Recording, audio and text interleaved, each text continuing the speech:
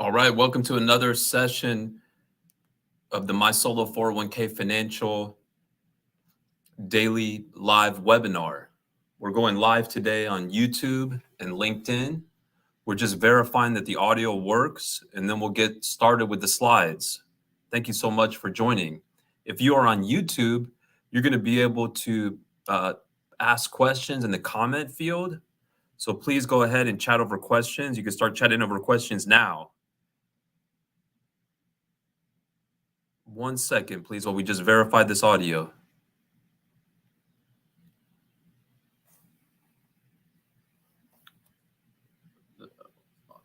Okay, so it looks like the audio is working well. So again, thank you for checking out the My Solo 401k Financial YouTube webinar. We have a great session today. We're going over the December 31st, 2022 Solo 401k setup deadline. So we're going into the busy season as folks are trying to set up plans for 2022 to preserve the right to make contributions for 2022 all the way up until your business tax return deadline next year.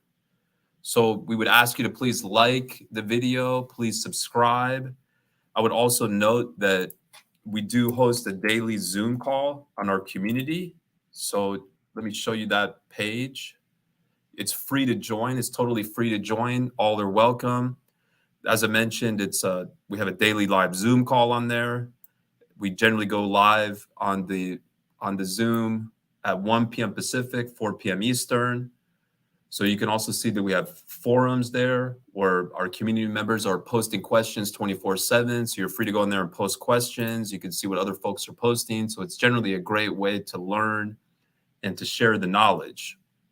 We'll also want to let you know that this presentation is provided for educational purposes only and should not be construed as tax, legal, or investment advice.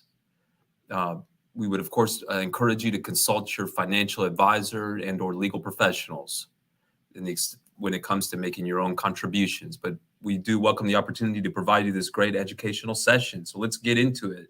So the key takeaway here is that there's only 3 steps that have to be completed by the end of the year to preserve the right to be able to make solo 401k contributions, all types of solo 401k contributions, anytime until your business tax return deadline, including any timely filed extension next year. So we're going to first describe what those steps are. We're also going to give you all the backups. You can be confident in the information we're giving. And then we're going to just start out that was a real basic concept as far as what a solo 401k is, who's it for, right? So a solo 401k, like any 401k, is for a business. Specifically, it's for a self-employed business. It's for what they call an owner-only plan. So think of like a independent contractor, maybe a solo practicing attorney or other professional. So the key is that you're reporting earned self-employment income with no full-time W-2 employees working for any business owned by you or a spouse, if any. That gives you the right to set up a solo 401k plan for your business. And a solo 401k plan has the highest contribution limits for any defined contribution plan that's out there and available to self-employed individuals. So a lot of people, they want to take advantage of the ability to really maximize all those contributions, save for retirement, reduce their taxable income, or maybe put money into a Roth or even a Mega Backdoor Roth. So the question becomes, okay, what's the deadline to do it? Well, here we're going to really break it down and give you the answer.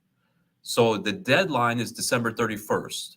But what do you have to do by December 31st? Well, we make it easy. 3 steps. Step 1, you need to complete our online application. You can find that on our website, mysolo401k.net. Click on Open Account. It's a 1-minute application, right? Just 10 simple questions. Once you submit that information and make payment, that'll put your plan in the queue for us to draft the documents within the same day or 24 business hours. Then we'll blast out an email to you where you'll be able to access the documents on our secure portal. All you need to do is go on there, download the documents, sign the documents. We just ask you to upload the signature pages, and you've met the deadline. You've established the plan, because a 401k plan is technically a legal entity. It's a trust. It's a retirement trust. So like any legal entity, it's really the documents that create the entity. It's not opening the account. It's not making the contributions. So in order to establish the plan by the end of the year, you just need to sign the documents. And we make it super easy to do that because, again, we prepare them within the same day or 24 business hours after you submit our quick 1-minute application. So you can get this done in a matter of minutes and then circle back next year to make the contributions. Hopefully that makes sense. Again, thank you so much for all the good participation. Please like and subscribe. Please ask questions on our YouTube chat if you're watching on YouTube. So once you've completed these steps by December 31st of this year, what does that result in? Number one, again, just sign by December 31st. Now it gives you the right to make contributions anytime in 2023 up until your business tax return deadline, including any timely filed extension. And if you hang tight, in a few slides from now, we're going to give you a good slide that really gives you those specific dates. So we'll give you those specific dates here in a moment.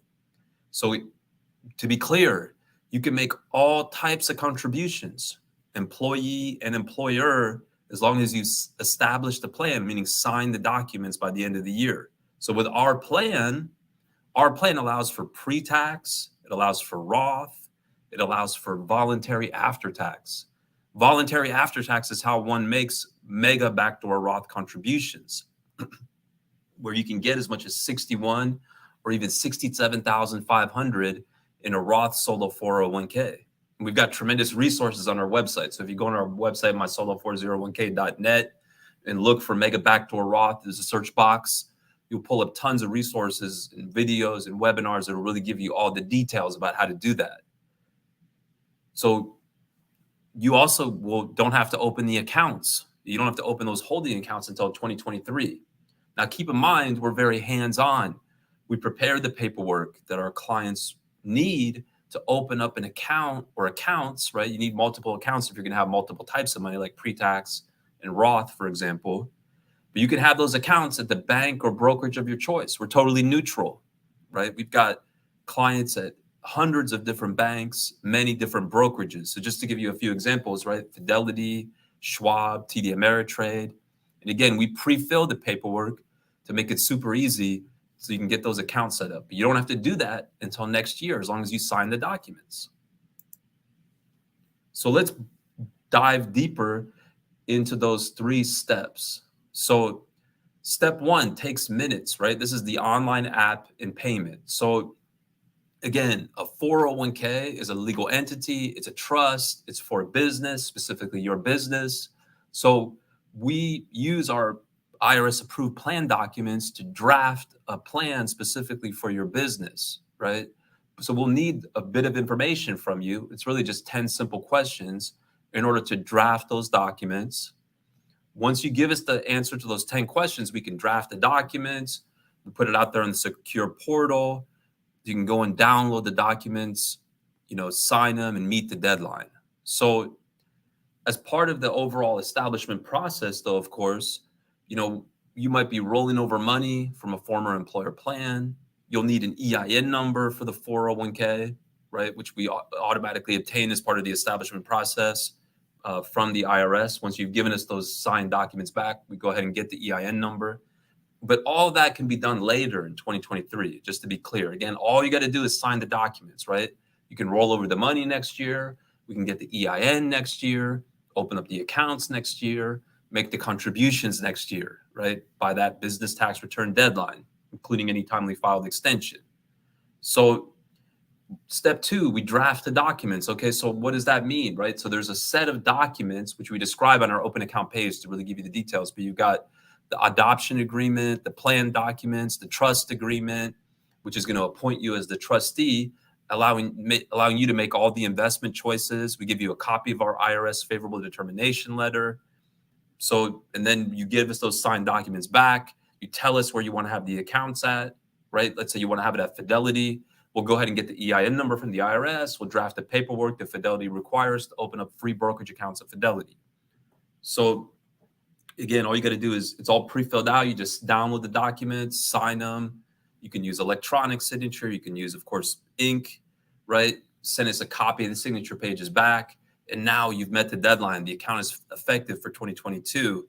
And you've preserved the right to be able to make those contributions all the way up until the business tax return deadline, including any time they file the extension next year. So, and this just page here just again emphasizes, right, that both the employee and the employer, all types of contributions, right? We're going to go through some FAQs here in a moment, but you'll see oftentimes there's confusion about that employee deadline. But so just to be clear, all types can be made, employee and employer, as long as you establish the plan by the end of the year. So you can take your time, right, with getting the EIN number, which we handle, with opening the account, which again, we handle pre-filling the paperwork to open up accounts at the bank or brokerage of your choice. You can take your time to make the contributions for 2022. So once we get into 2023, again, as long as you set up the plan by the end of this year, then we'll go through the rest of the process of getting the account set up so you can make the contributions, etc. So step 4, return the signed documents. I mean, technically, you don't even have to give us the signed documents back by the end of the year. You can wait to give it back to us next year. And as I mentioned, those documents can be signed electronically. Of course, some banks would prefer the original Xerox signatures, but in terms of meeting the deadline, you can absolutely, if you have an electronic signature software, you can absolutely use that. As I've mentioned a number of times here, right, the bank or brokerage account, we're neutral as far as where that account is at. We're very hands-on in helping you get the account set up, but the account doesn't need to be set up until next year, as long as you sign those documents by the end of this year. So just to paint the picture, those accounts are oftentimes going to be at a bank, right? For a lot of folks, they want to invest in alternative investments, and they find that having a bank account is super helpful, right? Say they want to invest in a private placement. They can ACH money easily out of that account, easily receive an ACH back.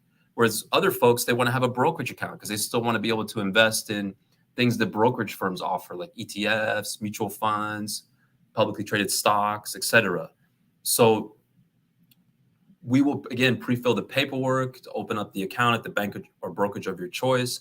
As far as the account turnaround time, we note here that some banks will open up the account in 1 business day, whereas the brokerage firms, especially as we get towards the end of the year, the processing times go up because so many folks are trying to open up accounts. Those accounts can sometimes take up to 10 business days to open. So then it's time to fund the account, right? So you can fund the account really by making contributions. We've been focusing on making contributions because that's what you'll be able to do for 2022, as long as you sign the documents by the end of the year. But you could also fund the account by rolling over money from an existing account, like a former employer plan or a non-Roth IRA.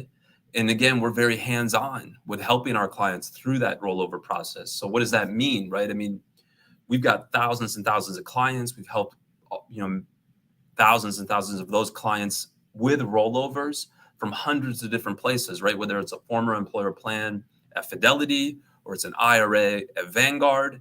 As you can imagine, all these different companies have their own unique process, right? So we track, we leverage, we have all that experience to leverage to make the process super easy for you, right? So we've helped other people do this many, many times, just like we're going to help you with your rollover. So we're going to pre-fill that paperwork, or we're going to guide you through the online process or the telephone process, however whoever the administrator of that account that you currently have, you want to roll over, whatever their process is, we're going to help you with that.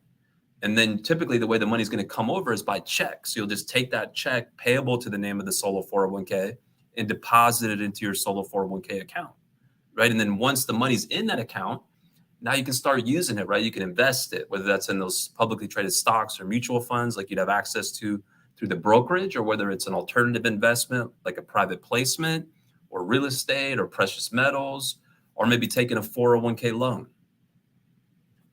Okay, so that's really the account process, A to Z.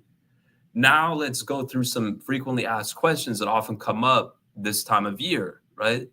And you've heard me mention the answers, but just to really emphasize it, because they do come up so often, do I have to obtain an employer identification number by the end of the year, December 31st, 2022? As you can see, the answer is clear. It's no, right? And why is that, right? Because really all you have to do by the end of the year is establish the plan. How do you establish a legal entity, which is what the plan is? You sign the documents. You don't need to get an EIN number by the end of the year. You just have to sign the documents. Now, of course, you will need an EIN number when it comes time to open the account, right? Like say that account is opened up at Fidelity. We'll need to list that EIN number for the plan on the Fidelity paperwork. So we obtain the EIN number as part of that onboarding process from the IRS, which meets the IRS expectation, right? They've always been clear, and it's always the way that we've done it to get a separate EIN number specifically for the plan. So, but let that be clear, right? The EIN number doesn't need to be obtained by the end of the year. Do you need that bank account by the end of the year? Again, all you need to do by the end of the year is establish the plan. How do you establish the plan? You sign the documents, right? Opening the account for the plan is not establishing the plan. It doesn't need to be done by the end of the year. Of course, you'll need an account to which to make the contributions when you're ready to do that. But by signing those documents by the end of the year, you would have preserved the right to be able to make those contributions anytime up until your business tax return deadline next year. So again, once you're ready, you'll let us know. We have an online form where our clients can let us know 24/7, where they want to have the account at. You could say bank account, then we'll prepare the paperwork to open up a bank account at the bank of your choice. That's going to include, right, the EIN number, certificate of trust, other documents like our bank account opening guide. You just simply set up the appointment with your banker, forward them the packet, and then you can bring us on the phone if they have any questions. Do I have to make both my employee and employer contributions by the end of the year, December 31st, 2022? Again, the answer is clear. It's no, right? You don't have to do that. All you got to do is establish the plan. How do you establish the plan? You sign the documents, right? And we make it super easy to do that because once you sign up, we'll draft those documents and provide you access to them within the same day or 24 business hours. And this is clear that all types of contributions, employee and employer, don't have to be made until your business tax return deadline next year, including any timely filed extension, as long as you've established the plan by the end of the year. This is clear based on IRS Publication 560, right? We've got a snippet of IRS Publication 560 on the slides here now. You can see when to set up the plan by the end of the tax year. Last date for contribution, elective deferral, another name for an employee contribution, the due date of the employer's return, including extensions. Employer contribution, again, the due date of the employer's return, including extensions. And this makes sense logically, right? I mean, a lot of folks, they learn about 401ks from their day job, right? Where if you have that full-time employer plan, yes, the employee contribution has to be made by the end of the year. And that's where there can be some confusion, right? Sometimes your tax advisor might say, well, wait a minute, you have to make the employee contribution by the end of the year. But the rules are different for self-employed individuals. As you can see from this IRS Publication 560, as long as the plan is set up, meaning the documents are signed by the end of the year, that's going to lock in the right to be able to make all types of contributions until that business tax return deadline, including any timely filed extension next year. And this makes sense for a self-employed individual because a lot of self-employed individuals don't know how much they've made until after the end of the year, right? Your business might be seasonal, right? December might be super busy for you. You might not really know how much you've made until after December 31st. So now you can take your time up until your business tax deadline to figure out how much you can contribute and how much you want to contribute. So it makes sense from a policy perspective to give those self-employed individuals more time. So if I adopt the plan in December, right, by December 31st, 2022, how can I make contributions based on income that I earned in January, right? So the way that plan documents are drafted is that they're drafted with that plan effective date being January 1 of the year for which they're drafted, right? So if you're setting it up this year, really the plan is effective as of January 1 of 2022. And this is the industry best practice. And as a result, you're going to be able to make contributions for any self-employment income that you earn and report for 2022. So here we go, right? We alluded to this common point of confusion. My CPA tax advisor is informing me that the employee contribution must be made by December 31st, 2022. Are you sure that I can make this contribution in 2023? So as we talked about, right, this is a common point of confusion because for those full-time employer plans, right, if you work at corporate America, you got to make your employee contribution by the end of the year. But again, the rules are different for self-employed individuals, as we saw from IRS Publication 560, that as long as the plan is set up by the end of the year, you can make the employee contribution by the business tax return deadline, including any timely filed extension. So as far as like what are those deadlines? So we've got a good chart here. We're going to skip ahead to this chart and we'll come back to that FAQ there. But you can see, for example, that if you are taxed as a sole proprietor, then really your business tax return deadline is your 1040 deadline.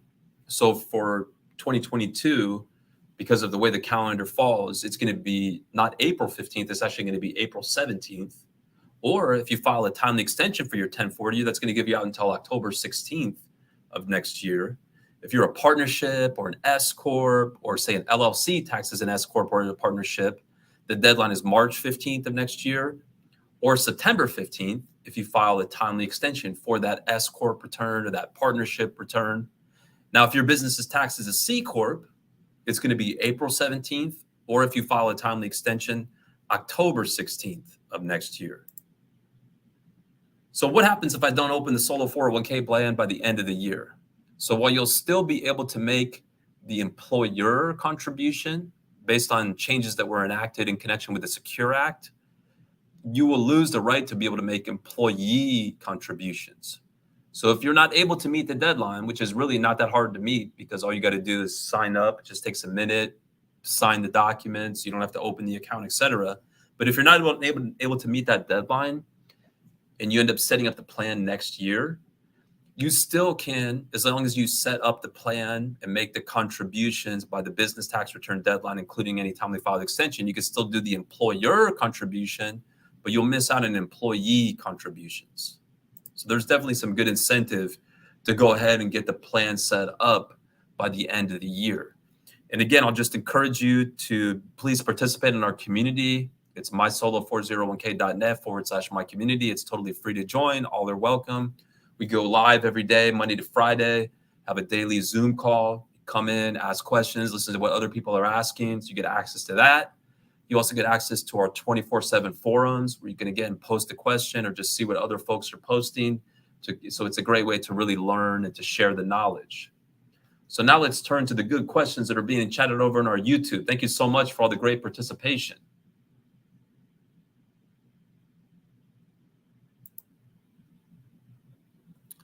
Okay, so if we already have a Vanguard Solo 401k but need counseling on how to set it up correctly, I may have set it up wrong. Do you provide consultation?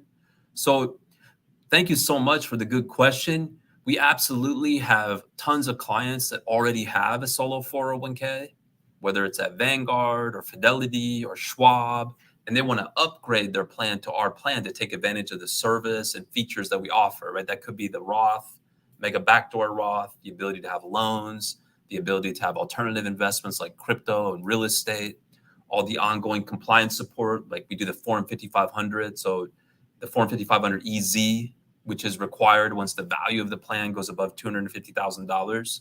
So we handle that preparation and submission really now through the electronic portal, which they've opened up since the pandemic on that 5500 EZ. We handle that as part of the service for no additional charge. We handle the 1099R as part of the service for no additional charge. So there's lots of reasons why folks are upgrading their plan. Could be a Vanguard to our plan. But as far as really providing support where it's not our plan, we're not able to provide that type of support just because a lot of it's going to come down to those plan documents just as a real practical matter, right? So, but you're absolutely still welcome to, of course, participate in our community and our forums. And then once you're ready to upgrade, we'll be here to help you with that process as well. So thank you so much for the good question.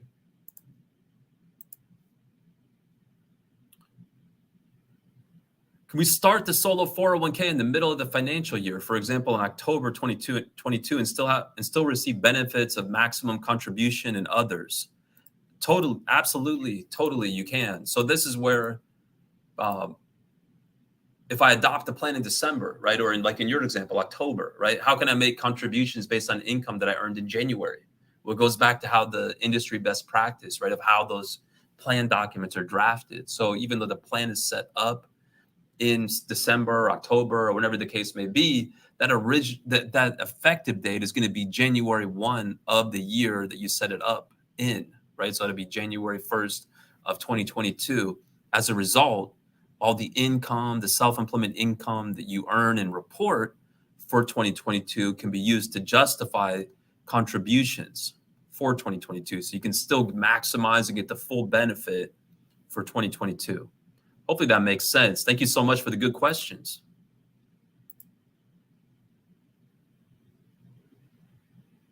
Okay, thank you so much. So we would have, of course, as I mentioned, we obtained the EIN number as part of that onboarding process. So if you could please send an email to business@mysolo401k.net with the name of your plan in the subject line. We can help track that down for you. Thank you so much.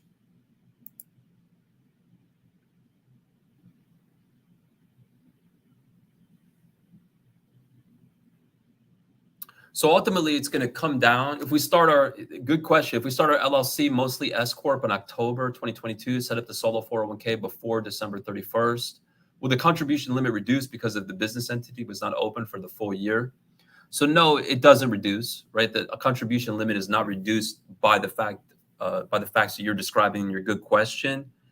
Of course, you will have to, the ability to make contributions really for any year, regardless of when the business was set up, et cetera, is going to be based off of the self-employment income that you report for that year. So for those folks who have a self-employed business that's taxed as an S Corp, the ability to contribute to the plan is going to be based off of the W-2 wages that you receive from that S Corp. So for example, if your W-2 wages are $100,000 for 2022, you can contribute 100% dollar for dollar up to $20,500 as an employee contribution, or even an additional $6,500 if you're 50 or older, assuming, of course, that you're not making contributions to another plan like a day job plan, because that employee limit, the $20,500 employee limit applies across all the plans that the employee is participating in. But let's assume, for discussion's sake, that this person is not contributing to another plan. You got the $100,000 of W-2 wages from their S Corp, even if they just earned it right in the last quarter of the year, right? They could still max out, put the $20,500 in as an employee. They could do another 25% of those W-2 wages as an employer, right? And then if they wanted to, they could even go on and make additional voluntary after-tax contributions, move it over to the Roth Solo 401k, which is how folks are really making Mega Backdoor Roth Solo 401k contributions, at least our clients, because our plan allows for that. And so, again, the good facts you're bringing up are not going to limit you, right? It's going to ultimately, like always, going to come down to, okay, how much earned self-employment income do I report? What's my age? Do I make contributions to another plan, et cetera? And it's, for our team, we're constantly every day fielding questions from our clients in terms of how much they can contribute and really educating our clients on the rules, specifically how they apply to their situation. So good question. Thank you.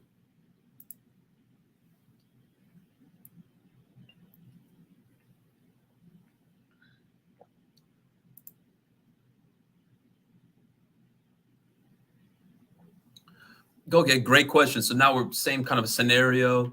Let's say that you at the time that you set up the plan, right? There's no non-owner, non-spouse employees working for really any business owned by the person, or any other business that they have, or even owned by a spouse, right? So the person is self-employed with no employees working for any business owned by that person or spouse, if any.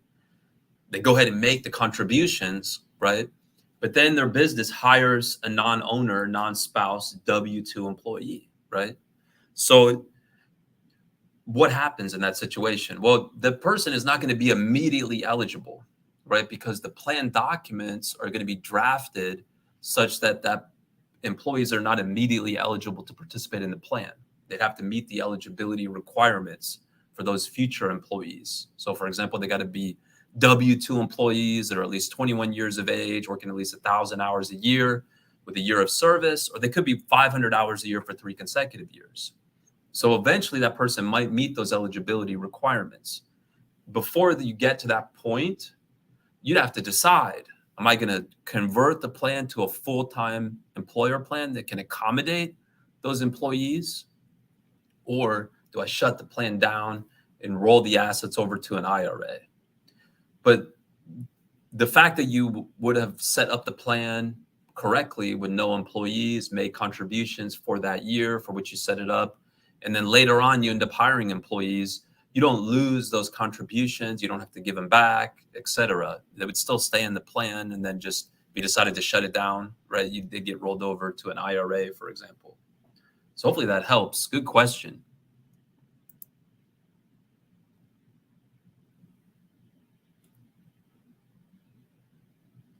So next good question here. Thank you so much for bringing it. For single member LLCs, how can the owner member contribute if they take a draw but do not issue a W-2? Are both employee and employer contributions permitted in your plan? So we'll take the second one first. 100%, right? Our plan allows for employee, employer. It allows for Roth employee contributions. It allows for voluntary after-tax contributions, which is how folks make Mega Backdoor Roth contributions. So it allows for all.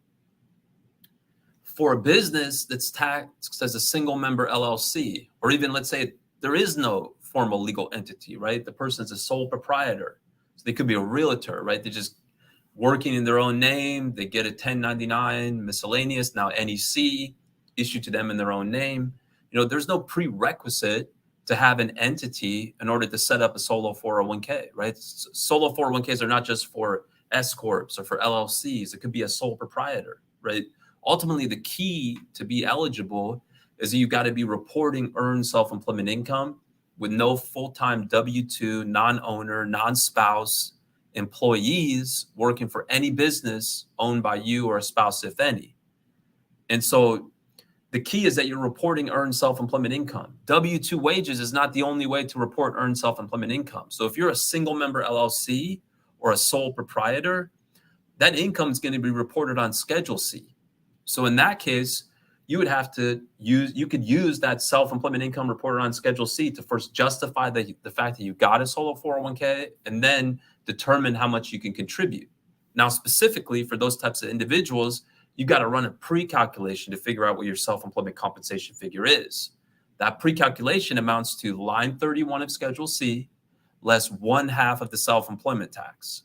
And we have a calculator on our website. And again, we're fielding questions every day from our customers in terms of how much you can contribute. So we can help run those numbers for you, right? But let's say that pre-calculation results in a number of $50,000.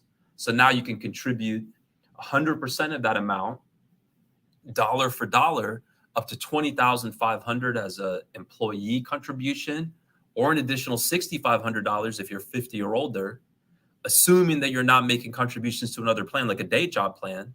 And that can be made as a pre-tax or a Roth, right? Or a mixture of both. On top of that, you can make that employer contribution, which is up to 20% of that same self-employment compensation figure. So let's say this person doesn't have a day job, doesn't make contributions to another plan, they're under 50. They're good. Let's say they want to just maximize the pre-tax benefit, reduce their taxable income. So all you got to do is set up a plan with us by the end of the year. Like we talked about, it's 1, 2, 3. Right? 3 easy steps. So it just takes a minute to fill out the application, same day, next business day, we give you the documents, you just sign them. Now you've locked it in, circle back next year, you can make the contributions, right? We'll help you get this EIN, get the account set up, help you run the numbers to figure out how much you can contribute, right? So this person, they could put in $20,500, right? Because they're under 50 as a pre-tax employee contribution, 100% of those $50,000 in self-employment compensation, dollar for dollar. They could do another 20%, so $10,000 as an employer. So now they've just made $30,500 in contributions, reduce your taxable income by that amount for 2022. So hopefully that makes sense. Thank you so much.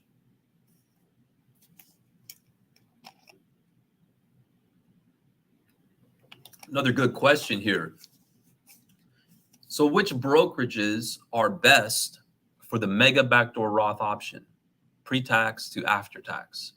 It seems many brokerages are barring this type of in-plan conversion.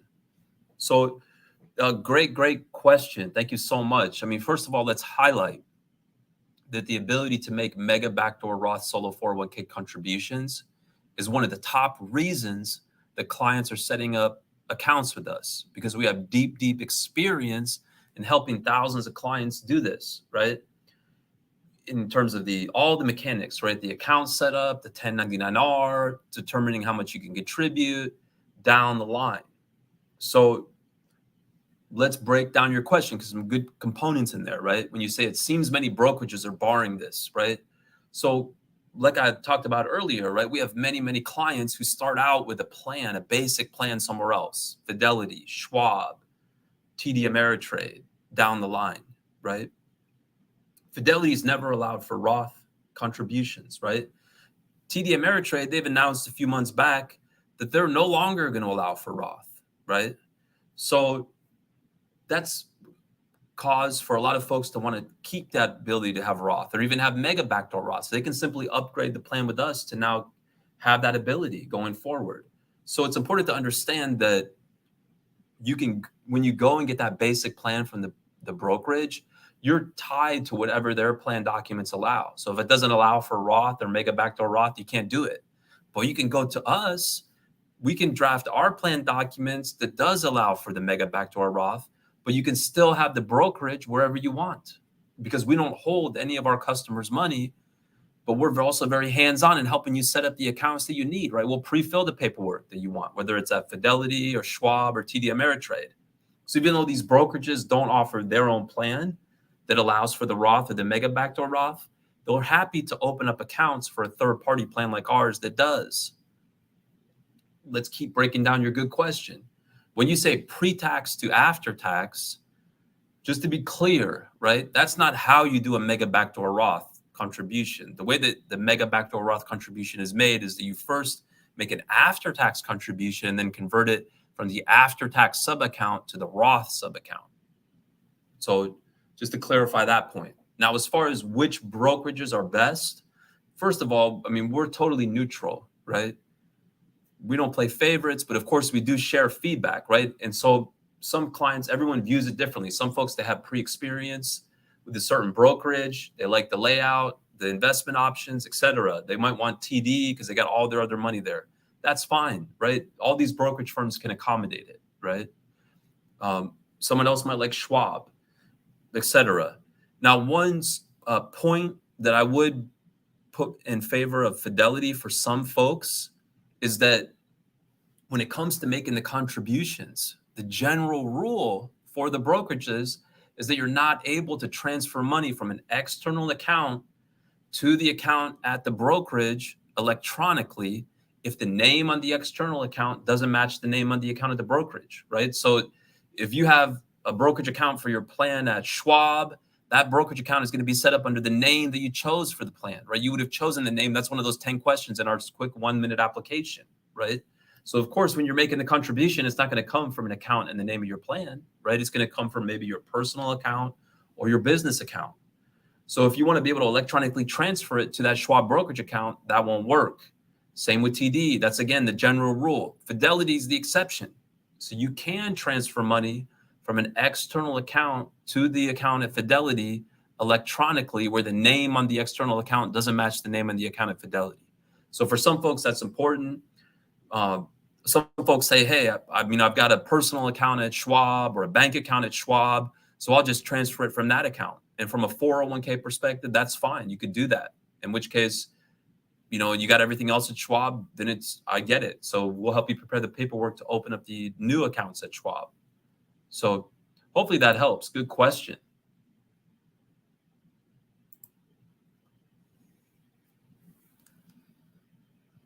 Okay, next question. My LLC S Corp has solo 401k plan set up and only me and my spouse participating. Can this business entity be owner, part owner of a business entity, of another business entity without impacting the solo 401k plan and contribution limits? Great question. So, I mean, of course, the answer is yes, right? So the fact that your business owns an interest in other businesses won't necessarily in and of itself stop you from being able to maintain the solo 401k. Really, the question depends on whether that is going to result in you ultimately owning a business that has employees. And then it's going to depend on the facts and circumstances, right? If it's a controlled group, for example, Even if your business owns 100% of another business that has those full-time W-2 employees, then the plan's not going to be able to be maintained. Because again, a solo 401k is for an owner-only business. And you can't have, that owner can't have another business 100% that's owned by that person that has employees. Because now you got a control group. The employees are going to be considered employees for purposes of the plan.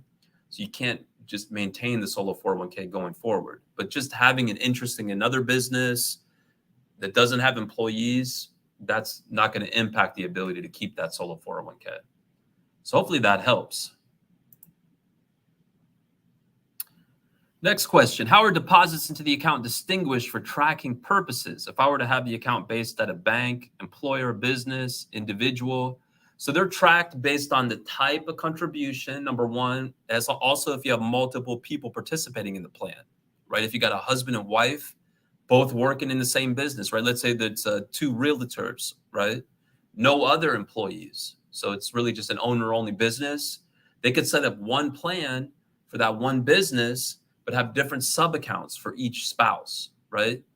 Another reason you'd have different sub-accounts would be as if you have different types of money. So pre-tax, Roth, and then after-tax, which is how you do Mega Backdoor Roth contributions. So if the husband and wife wanted to both do Mega Backdoor Roth, now you got 6 accounts, right? Pre-tax, Roth, and after-tax for each spouse.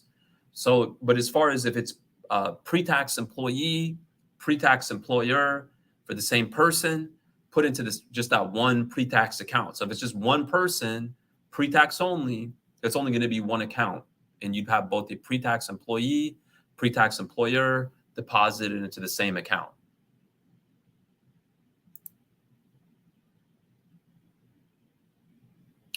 Okay, thank you so much. Appreciate all the good participation.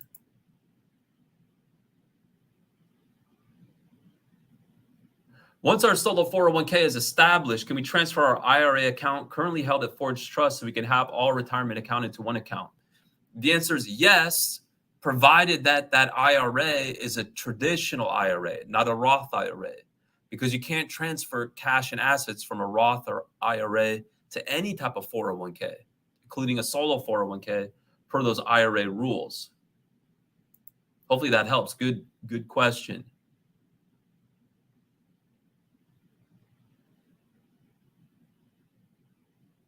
So, yeah, hopefully that answers your question. Please let me know. Okay, here we go. I see some clarification. I meant we matched the same trust name established at Forge Trust and Solo 401k. So, I mean, in short, you can definitely, as I mentioned, you can transfer assets from a traditional IRA to a solo 401k, right? That's the answer, right? It sounds like you may already have a solo 401k already, since you mentioned the word trust there. In which case, it's a matter of course, are you self-employed, no employees? It would be a matter of restating that plan, right? Because you wouldn't want to have multiple 401k plans for the same business. But if you already have a solo 401k, it could be restated under our plan documents. And then you just have one plan still, but now you'd be under our documents to take advantage of all of our services and features. Hopefully that helps.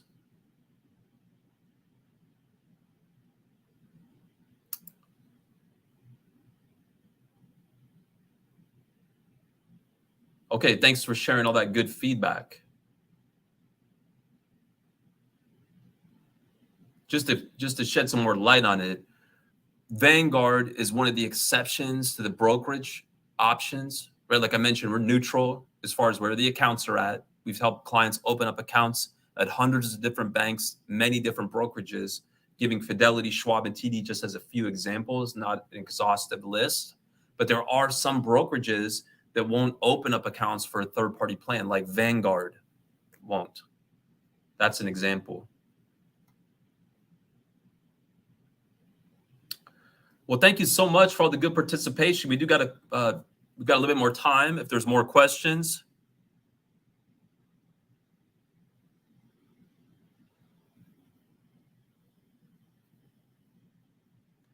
We'll just remind you that you can join our community.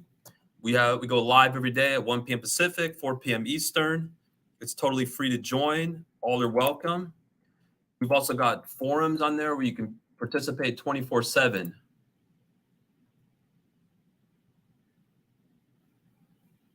So we really appreciate the chance to discuss this with you.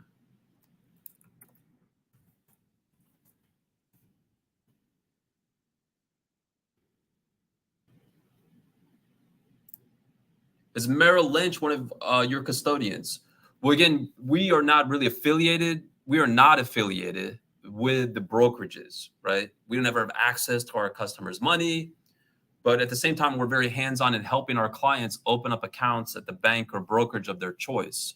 So, as far as Merrill Lynch specifically, we do certainly Merrill Edge. We have clients that are opening up the accounts at Merrill Edge, and we'll pre-fill that paperwork.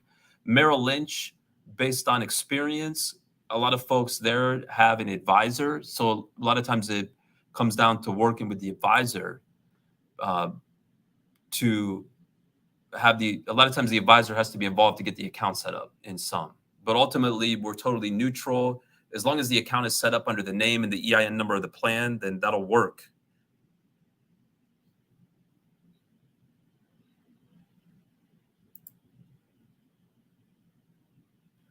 As far as the features of our plan, so thank you so much for the good question. I mean, with our plan, and this kind of thing highlights the features, comes down to why do clients sign up with us, right? What are the features that they're drawn to, right? Well, certainly contributions, and more specifically, Roth and Mega Backdoor Roth are some of the top reasons that clients will sign up. Why else? Loans is another very popular reason why clients will sign up.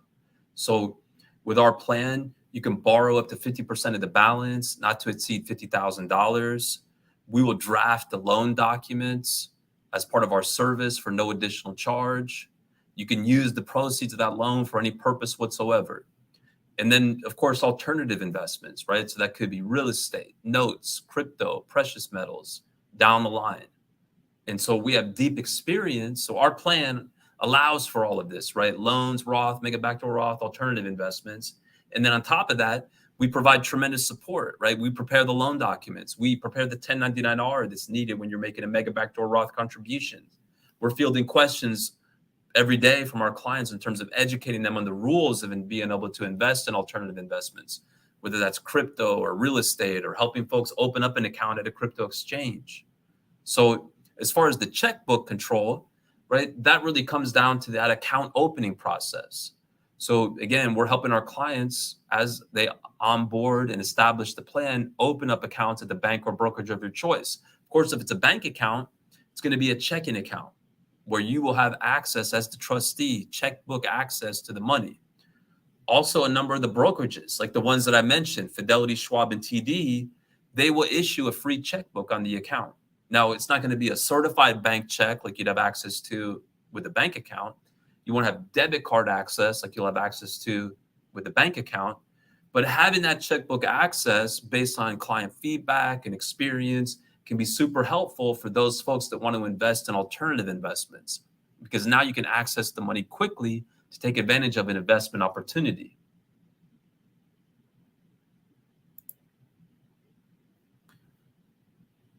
Any drawback of using a random name? No drawback whatsoever, right? A lot of folks want to use more of a random name for privacy purposes. Per our application, we just want you to use 3 words. So 2 words of your choice and the word trust, right? It could be your favorite sports team, right? Wolverines Investment Trust, right? Or it could be the street that you grew up on, Roosevelt Avenue Trust, right? It could be something totally random. It doesn't have to identify you. So that's a great question. If my single member LLC gets some of its income from a partnership that the LLC is less than 50% owner of, can I use any of that income to contribute to my solo 401k? So ultimately, it comes down to how you report that earned self-employment income, right? You've got to have it reported as earned self-employment income on your own taxes, right? Like on Schedule C for those folks that have income from a single member LLC. So that's going to be the answer to the question. If it shows up on Schedule C, then you can use it as a basis to make contributions. And that's more about that good follow-up question there. Hopefully that helps. Thank you so much. My LLC S Corp, only I am the owner, has a solo 401k plan set up and only me and my wife as employee participating. Can she own full part owner of another business that has other employees without impacting the solo 401k plan and her ability for contribution limits? When actually the answer is no, if it's full, right? Then because so it comes down to, first of all, the concept that you can't have employees working for any business owned by you or a spouse, if any. And really what that's alluding to is the control group rules, right? So the control group rules tell you, okay, if you have multiple businesses that are ultimately owned by the same people or group of people, does that constitute a control group? The consequence of being a control group, so if the answer is yes, that means that any employee that works for any company that's part of that control group is going to be considered an employee for purposes of the plan. So you've also got to look at the attribution rules under the control group rules itself. So under those attribution rules, your ownership interest of a spouse is attributed to the other spouse. So even if you have one spouse that owns one business and another spouse that owns another business, if the second spouse has a business with employees, it's as if that first spouse owns that same business with employees. So the first spouse, even though they have their own business with no employees, is not going to be able to set up and maintain a solo 401k because it's as if they already have a business with employees. So that means they're not eligible to set up a solo 401k. Now, if the spouse owns just a minor ownership stake in the other business with employees, and the two businesses don't interact with each other, so it's not an affiliated service group, and it's not a control group because it's a minor ownership stake, and the other owners, the rest of the owners of the company, are not related to this couple, right? It's not like their children or their parents or something like that. Then in that case, the solo 401k plan could be maintained for the business that the two spouses own that doesn't have any employees. But as you can tell, it's a very facts and circumstances exercise. So you'll definitely want to, really dig into it. But hopefully that gives you some good information to consider. So we have a totally flat fee structure. And regardless of whether you're looking to make pre-tax, Roth, or Mega Backdoor Roth, right? You can do it all for that same price. So we charge an initial cost of $650, which includes the $525 establishment fee plus the first $125 annual fee. So that first initial cost of $650 is going to cover everything to establish the plan, plus the first 12 months of ongoing compliance support. Starting 12 months later, we'll email you an invoice to be able to pay the $125 annual fee to cover the second year, right? And that's for that one plan. You could even have two spouses participating in that same plan if they're both working in the same business, right? And no, there's definitely not a monthly fee. It's just an annual fee, that $125 annual fee. Again, we email you an invoice so you can pay that. That's going to be due 12 months later of when you sign up. So if you sign up October 1, the first invoice for the $125 is going to come out October 1 of next year.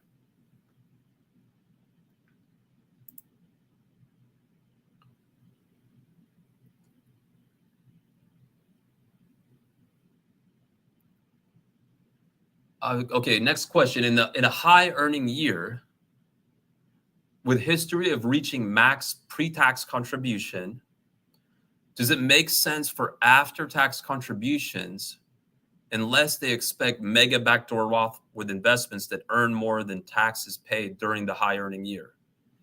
Well, that's a very good question. And ultimately, of course, it's going to come down to your specific situation, of course. Essentially, the trade-off, right? Like if you have enough self-employment income to maximize and put in, say, $61,000 of pre-tax contributions between the employee of $20,500 plus the employer, right? Now you're going to get the full $61,000 tax income tax reduction benefit now, right? If you were to switch up and say start to give some of that away in order to be able to put in after tax money, right? I suppose the argument is basically going to be that, you think you're going to be able to grow that investment totally tax free so that you can take it out, assuming you can make a qualified Roth distribution, take all that out totally tax free in the future. So it's really going to come down to what tax bracket you're in now, what do you anticipate later, right? How much do you think you're going to grow it by? So there's a lot of factors to consider. The good news is that with our plan, you can have all those options on the table, right? Assuming you got that self-employment income to justify the contribution, because our plan allows for the pre-tax, but it also allows for the Roth and the Mega Backdoor Roth. So hopefully that helps. Thank you so much for bringing the good questions.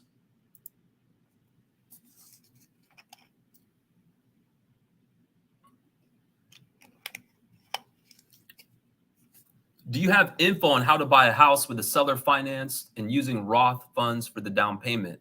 We have a wealth of information on our website. Thank you so much for bringing the good question. And yes, we've done a number of podcasts with the non-recourse lenders. Our plan does allow for Roth. It allows for real estate investing. So if you go to our website, let me just pull up some resources here, and I can chat them over in the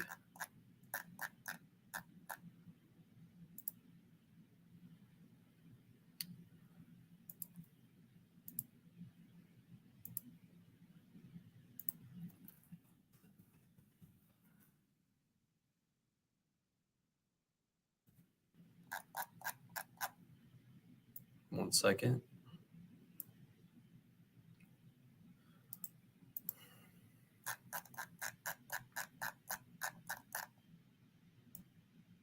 I mean, essentially what you'd be doing is funding a Roth account. You can fund that account by making contributions. You could also fund it by converting money from a pre-tax status to a Roth status. Then you're also going to have to, you'd have an account, like a bank account that you could use to make the investment. So you go out there and buy a property, say, under the name of the 401k. And we have procedures on our website as far as just real estate investments generally, and then on top of that, you could go out there and obtain a non-recourse loan to your 401k to be able to leverage that money, right? And so just as a rule of thumb, based on the feedback from the non-recourse lenders, you're typically going to need 40 to 50% down on that purchase. And so let's say it's a rental property, right? So it's bringing in a rental stream. Now the 401k can use that rental stream to pay back the loan. Let's say after a number of years, that non-recourse loan has been paid back. Now the entire rental stream is being returned to the Roth 401k sub account. And then once you reach age 59 and a half, and you've had that Roth 401k for at least 5 years, you're going to be able to take a qualified Roth distribution. So that means that you could sell the property and then have all the cash go back to the Roth 401k, then take the cash out totally tax-free, or you could even transfer the property to yourself, take an in-kind distribution from that Roth 401k, totally tax-free, again, as long as it's a qualified Roth distribution. So here we've got here's a podcast, for example, just talking about non-recourse loans. Chat that over. We've also got another page here talking about our real estate investment procedure. So you can see Solo 401k real estate investment procedure.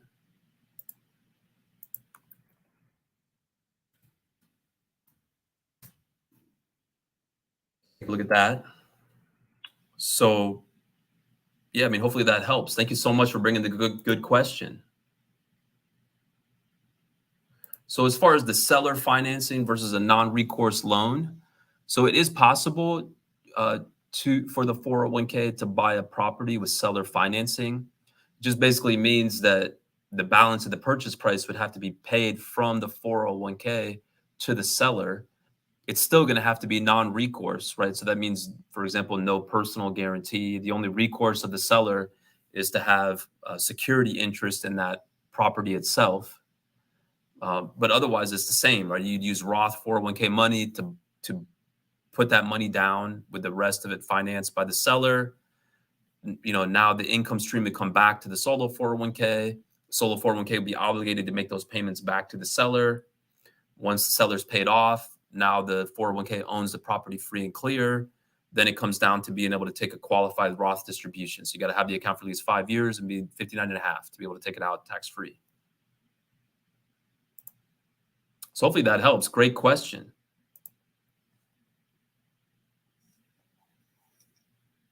So there's no additional fees based on the type of investment. So you can make as many investments or different types, of course, in accordance with the rules, but our fees are totally flat, right? We don't hold your money.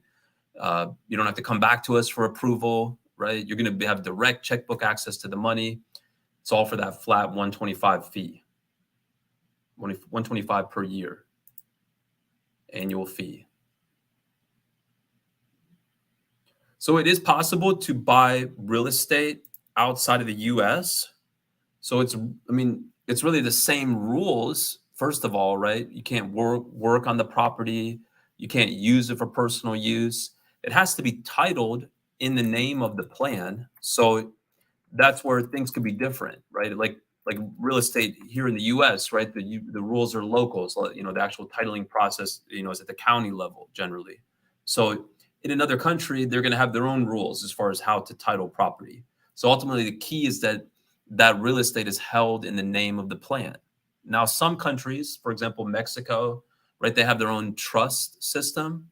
So even if you're buying a property, right, as a US citizen down in Mexico, you would typically have to go through that Mexican trust process. So, and that's fine, even if you're doing it with a 401k, as long as ultimately that Mexican trust is, owning the property for the benefit of your solo 401k trust. As far as non-recourse loans for foreign properties, that's really, in our experience, not something that the lenders want to lend on, right? Because again, their collateral is the property. So they're probably just don't want to set up a system to have to go and foreclose on a property outside the US just for practical purposes. So based on experience, if it's going to be a foreign property, it's almost, unless it's seller financing, right? You're not going to use a non-recourse loan from the typical non-recourse lenders. Hopefully that helps. Thanks so much for all the great participation. So again, please, if you're still here, thank you so much. Please like and subscribe. Please continue to engage on our community, mysolo401k.net/my community. We'll give it another minute and see if there's any more final questions.